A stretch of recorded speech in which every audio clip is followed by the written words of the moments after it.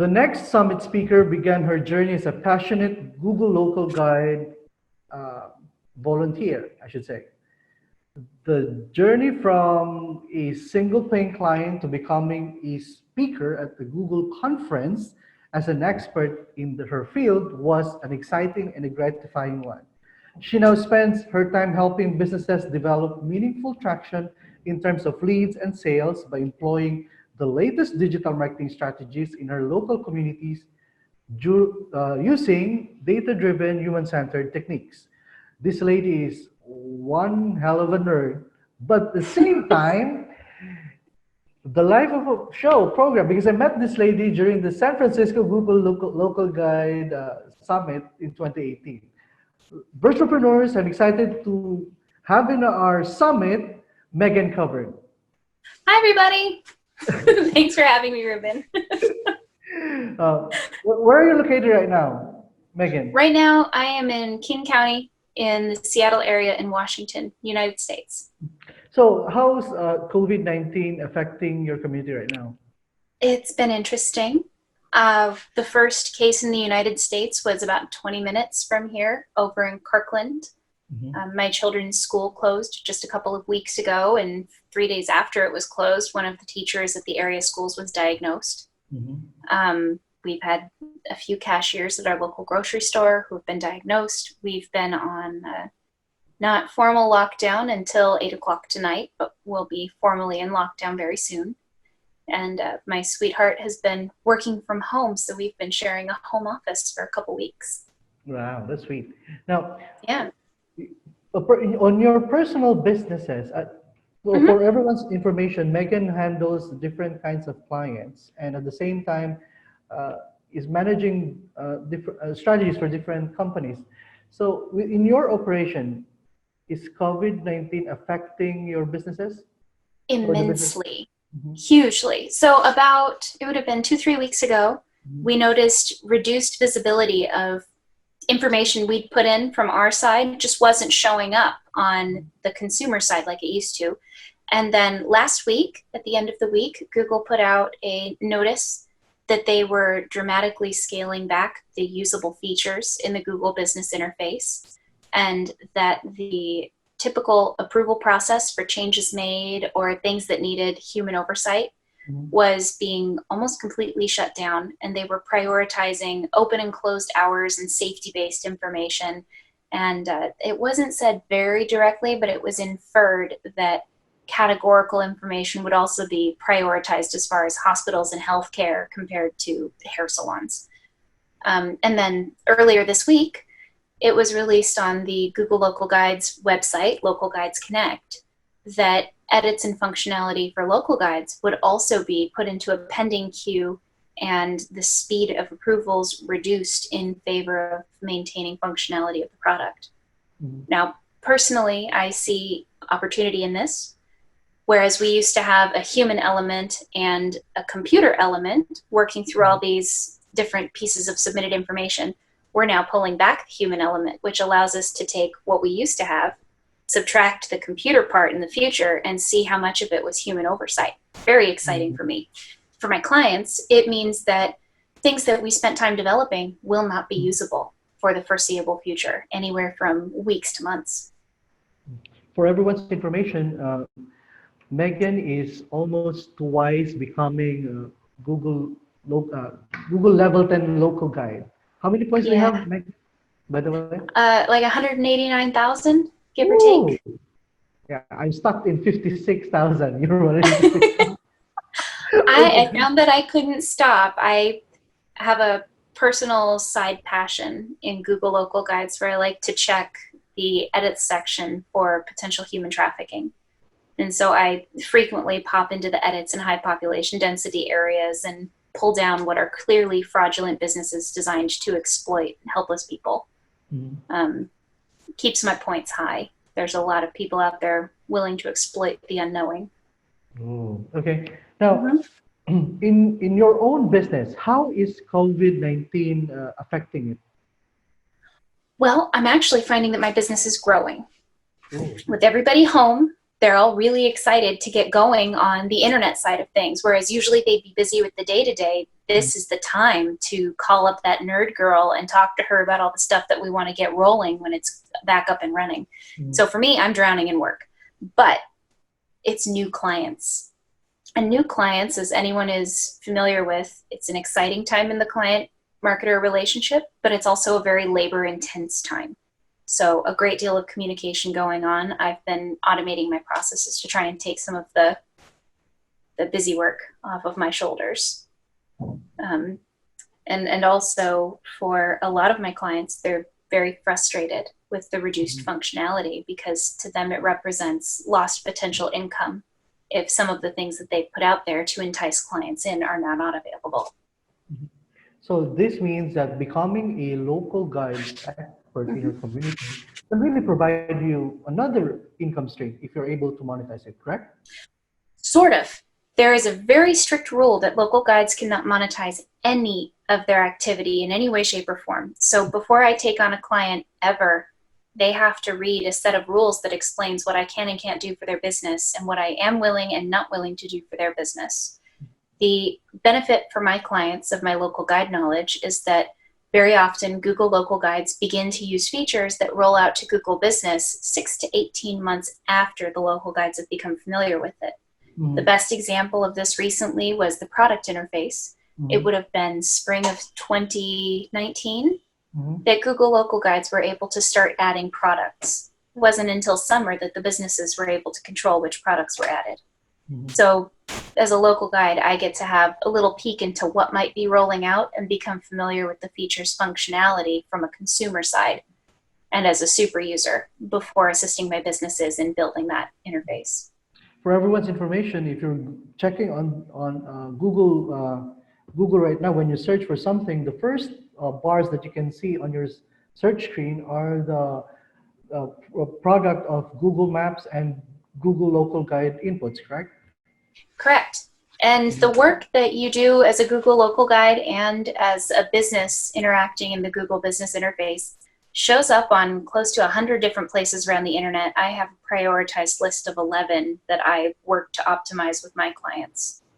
But it can impact everything from the voice search results you receive from a Google Home to the top 3, even to the interface of suggested things that pop up and say, you might like doing this when you open your Google Maps application. It's very pervasive. Now, there are a lot of my friends. The main reason that we really launched Virtual Summit is that we have lots of friends, local and small businesses affected by COVID-19 outbreak. With all of these things happening right now, what do you think should be their plan of action to be able to at least survive or sustain their business if they're affected? I think that the plan of action, it has a few different pieces. The first is to know how their business is planning on responding immediately without government regulations, with government regulations, and in the long term, because their immediate response to what's going on is going to be something their clients judge them on in the future. Their customers are going to want to know, were you respecting the crisis? Were you not respecting the crisis? When the government puts regulations in place, they really have to find a way to adhere to it immediately in a way that allows them to continue to meet the needs of their customers or assure them that they will find a way to. And in the long term, they may have to adjust their business models a little bit. I have a food service company, a former restaurant, that is now doing pre-orders. You can order 10 meals at a batch and they will drop it off at your house for a certain fee. And they're not breaking any rules. They're completely in compliance with everything. And the business has actually been able to maintain and even kind of expand their business a little bit because instead of only being open for lunch, now they're dropping off 10 meals for dinner at 15 different locations. So thinking about it as a phased process according to the guidelines and the rules and regulations laid down by the government instead of your ideal business plan is a very necessary reframing right now. The thing with your suggestion is that it seems that every entrepreneur should be able to see opportunities when circumstances arise, right? We do see opportunities, especially working in the Google Business Interface. with its functionality reduced, businesses cannot communicate the same way that they used to with their customers. I've seen a lot of businesses immediately taking to Facebook and Instagram where they say, we're affected by the crisis, we're so upset, and they receive all this catharsis from all these people coming back on, oh my goodness, we miss your cupcakes, oh my goodness, I wish I could have one of your burgers. But that's not making them any money. That's just making them feel good. And that's important, but your feel good is not your business if you're trying to sustain your income. If businesses were to pay more attention to their Google business, they would see that they can adjust their open hours, they can make pertinent posts about their continuity of business or what services they are offering in this interim, and they'd be able to address their customers right there. What it's actually led to, because of all these smaller business owners going for the catharsis on Facebook, is a huge drop in activity on Google business, meaning the field is wide open. Google business operates on a, I don't think there's a very nice way to say it. My friends and I, when we would go to the prom, we'd always joke that whoever the prettiest girl was in the group was the one who got all the attention. And Sure. Google business is very much the same. Whichever business is the prettiest or the most active is the one that gets the most attention. You don't have to achieve a standard. You just have to achieve more than everyone below you. And so right now, with all these businesses dropping their Google business and all of the search traffic dropping on Google and being redirected towards emergency services, COVID, healthcare, etc., the traffic is almost being completely reset. Everyone's doing other things, and everyone is dropping to a very close to zero, which means if you're still active there, the bar to be the prettiest girl at the Google business party is set very low right now. Right. And their limitation of functionality means if you pay attention to the rules and you're thoughtful about the contributions you make being passed through and appropriate, then you're going to be the only one who's active. Because I've had businesses that were trying to put through edits that didn't matter, and they're not going through, they're getting rejected. But if you get one message out, you're doing more than everyone else in your industry, in your area. Now, we keep on mentioning Google local guides. Yeah. Megan, I want to learn becoming a Google local guide, or at least manage my Google My Business. How should I learn, or how should I be able to maximize it? The way to maximize it is to become a super user. You should be looking up your gas station to see if the convenience store is listed separate from the gas station. You should be checking to see if your park has a listing. And when you're at the park, you should check to see if it has handicap accessible bathrooms. And if it does, you should take a picture and add it. It becomes a habitual part of your daily life. Once you are a super user, you see how deeply integrated it is to everyone's life, because every person out there uses it completely differently. Ruben, you were the first one to teach me that. When we met and you told me all about being in the back of the truck and taking video and 360, and then we talked to our other friend, Anu, who documents historical sites. I had never even considered using it to preserve history. Everyone uses it differently. So the more you use it, the more insight you have into the ways other people are using it. And the more you contribute, the more you find out what's being looked at and therefore what is influential.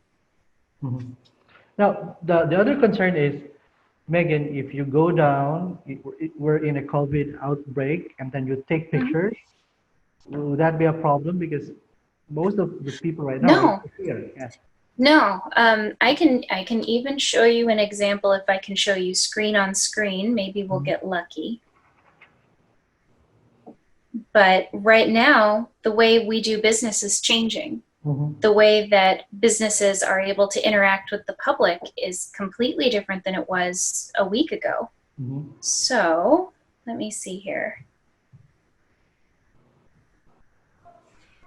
This is an example of a photo that is not stunning or beautiful, but is impactful. I may have to send it to you, Ruben, so you could lay it in there. This tells you about what the new hours are for senior citizens at our local grocery store. People should also know that at our local grocery store, they've now installed 4-foot-tall sneeze guards, so you can't actually see the cashier anymore.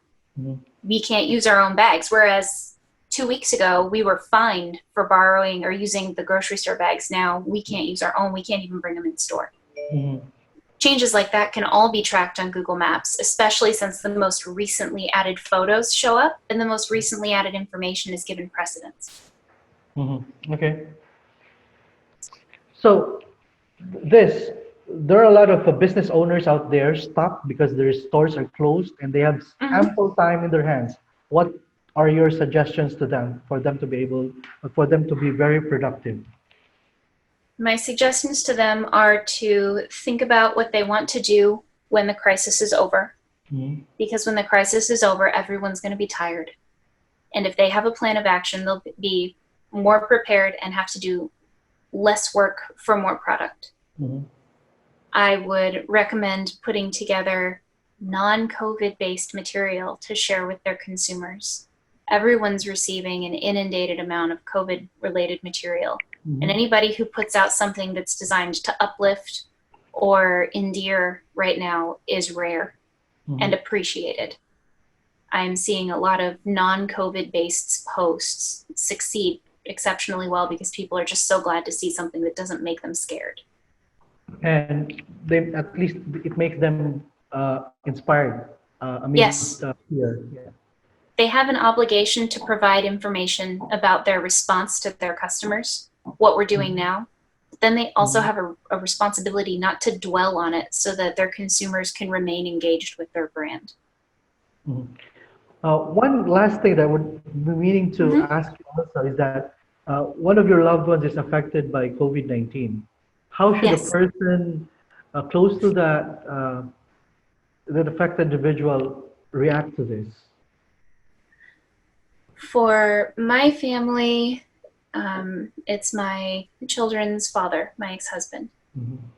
And so for us, with the children, it's been allowing them to feel happy and safe and keep them in close contact, both via video and voice. It's uplifting for everyone, and it's sustaining for those who feel alone and scared once they get off the phone in quarantine. But also, in the spirit of preparedness, I've been trying to help my family, my children and my family understand the potential outcomes with the measure of reality. But statistics are statistics. And as you've heard from how deep a nerd I am, I trust the numbers. And numbers are impartial. They affect everyone equally. And so helping my family and my children understand that what happens now is not fate, is not a punishment, is not retribution or revenge or some sort of cosmic event. It's just the numbers. Gives them a little bit of faith and the ability to go, I did make my best effort. I did do my best thing. I am not being punished for something.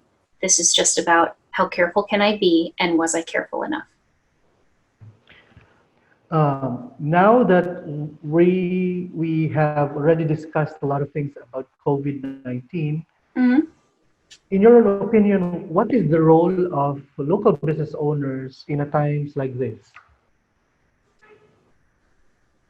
Being smart about their business structure so that they will have as many jobs available as possible when the economy begins to start rolling again. And continuing to engage with the public out of a sense of civic responsibility. There are businesses which I consider to be a cornerstone of my community, and if I were to see them go dark, it would break my heart. I'm working with a nonprofit that's very close to my heart in Bozeman, Montana, called Sweet Pea Festival. It's a nonprofit music and arts festival that's run for about 45, 46 years. And they're putting together local artist showcases so that people can remain engaged with the arts even though they're at home. It's not costing them anything, just a phone call. But it will make a difference to some people out there who look forward to that moment, to that bright spot, to that positive post in their otherwise negative social feed. And I think it's a huge responsibility to place on business owners, especially at a time when they're not getting cash compensation for what they usually give back to the community. But they have the ability to remind people, we're here, this is what we did, this is what we're about, we love our customers, thanks you guys. And being important feels good. So thank you very much, Megan, for all the time that you shared with us. Do you have any last words to all the local and small businesses out there?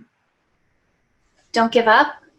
Keep contributing to the conversation in positive and meaningful ways, and wash your hands. Thank you very much, Megan. I hope the thoughts and the insights shared to us by Megan can help us to move past these challenging times. Salamat, Megan. Thank you. And Bye. virtual live the great life.